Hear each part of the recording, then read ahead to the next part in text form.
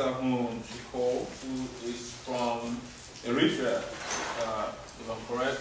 And he's the publisher of the only African publishing firm, actually, in the Northeast, Red Sea Press. So we want you to address us on the issue of re-colonization of Africa before we take the next two speakers. All right. Thank you. 10 minutes is okay. cut off time.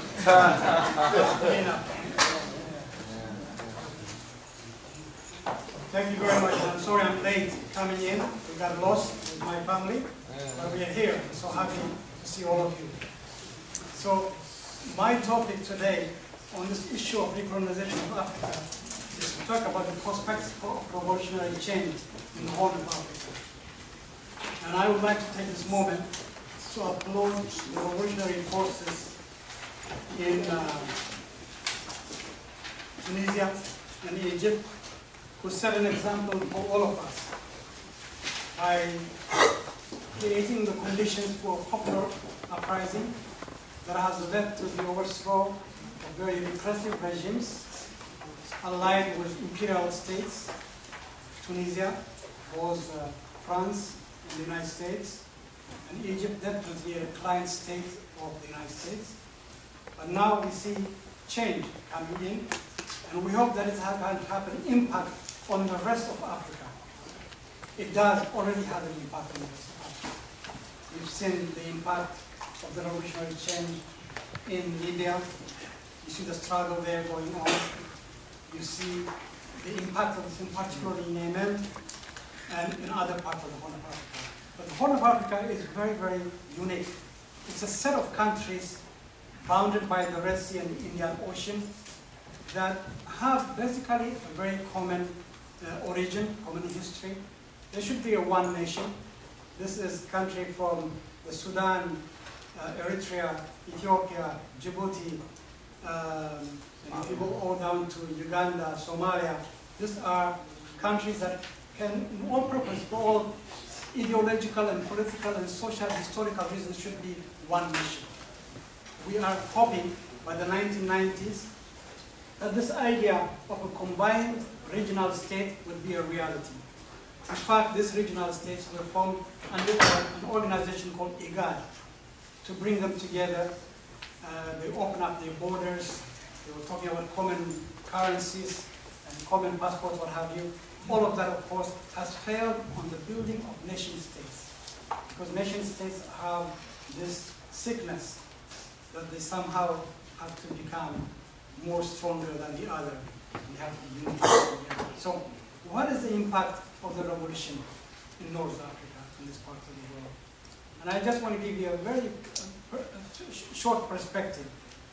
One thing we have to understand is that the North African Revolution has unique qualities that hope can be replicated elsewhere. One of the most unique qualities is that it's a non-violent popular revolution. The people who led these revolutions consciously decided that they are going to fight a non-violent revolution, knowing that they don't have the arms, they don't have the organization, they don't have the strength to combat these imperial states in their societies. So it was a very wonderful factor. Non-violent revolution doesn't mean that there is no killing. It doesn't mean there is no blood shed. They paid those prices. But they resisted, in spite of the fact that over 500 people died in Egypt, and numbers died in Tunisia. Those young people, those young women and men stood their ground and said, we want change. So that is an example that hopefully can be replicated elsewhere. Because we have tried the armed struggle. We have tried the armed struggle. There is no time and energy for us to contend state structures that are supported by imperial powers to try to overthrow them. It's a 30, 40, 50-year journey. Okay. It has been tried, that route. So we now have this new route. The second most important example that can be replicated is the idea these movements were non-religious and non-ethnic based. It's very critical because imperial structures have created in Africa as a whole this division that is based upon religions and ethnicity. And that has to be broken down. The Egyptians in particular were very clear to say that this is not an Islamic movement. We're Muslims, most of us, but it's not an Islamic movement.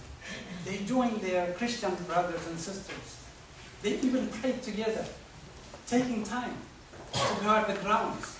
So they share the moment together.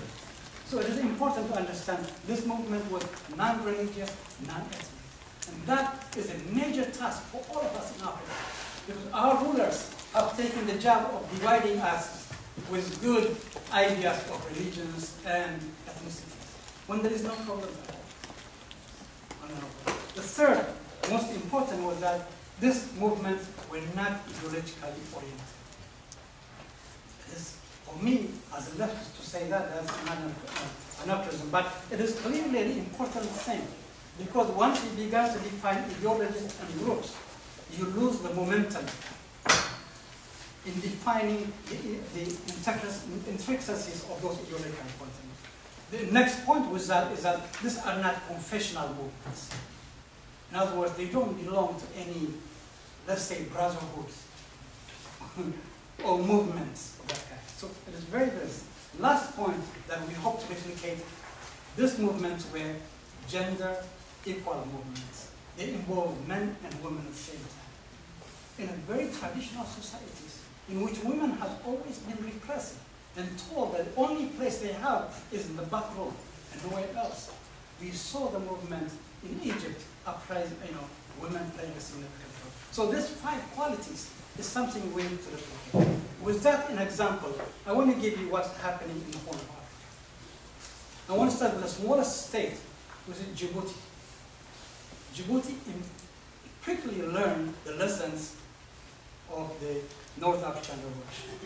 People began to rebel and organize. However, their imperial mandated state is much more forceful and was able to militarily crush any opposition.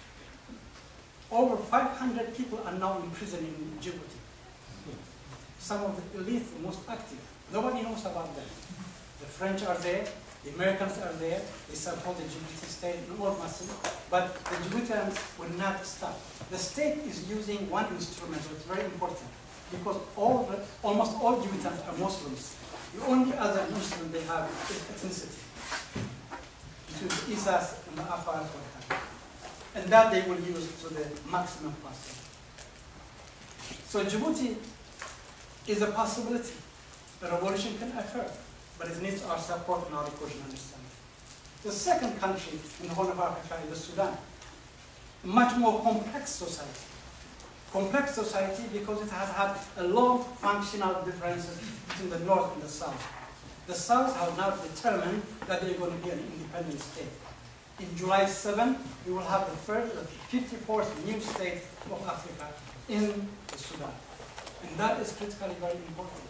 It's for the first time, after 20-something years of armed struggle, the Sudanese going through the 5 periods of negotiations have now decided almost 98% to say we're going to be an independent country. Sudan also has a revolutionary movement among its young people. The students, university students are rising up daily going into the barricades, but they are being crushed by an incredible intelligence force. Sudan is also registering over thousands of prisoners, political prisoners. Most interesting about Sudan right now is the women are not staying home either. They're waking up and fighting for their rights. Last week, and this week in particular, women got out on the street, but they were arrested. They were raped in jails by the intelligence forces. They didn't hide it. They came out to say, rape is occurring when we're in prison. They spoke about it. Sudan is a complex society. It has alliances with Egypt. It has an impact. The revolutionary process is going on. 2 countries in the Horn, critical, Eritrea and Ethiopia. Both, for all purposes, military states. what they call revolutionary states. Eritrea is essentially a police state. There is absolutely no voice, no one can speak out, no one can rebel. Practically, Isaias Afwerki, the president of Eritrea, had made a tremendous impact by putting every young person in military uniform. It is now the second highest military country in Africa. Over 400,000 young people are in military service. And it continues every day. Every student who reaches 11th grade goes to the military course. And there is no release. They stay in the military course. So there is no chance of original revolutionary possibility in Eritrea. In Ethiopia, a state that calls itself a developmental revolutionary state, there is also a unique kind of state structure called federalism. It seems to work for the rulers. There is absolutely no possibility of uprising at this time, but this is a country that has a huge number of young people who are graduating from over 20 universities and have no jobs. What do you think they're going to do next? They got to say something. But the repression is going to be there, and how it will be resolved. Let me pass over Somalia, because you know the problem of Somalia. I don't need to talk about that. But I want to talk about one other country, Yemen, if you get me a chance. Yemen is critical for the Horn of Africa. The revolution in Yemen is going to be an important force in changing the Horn of African status. Yemen is possibly the next revolutionary country that is going to emerge. However, the imperial states, particularly the United States, would not want to see anything happen in Yemen.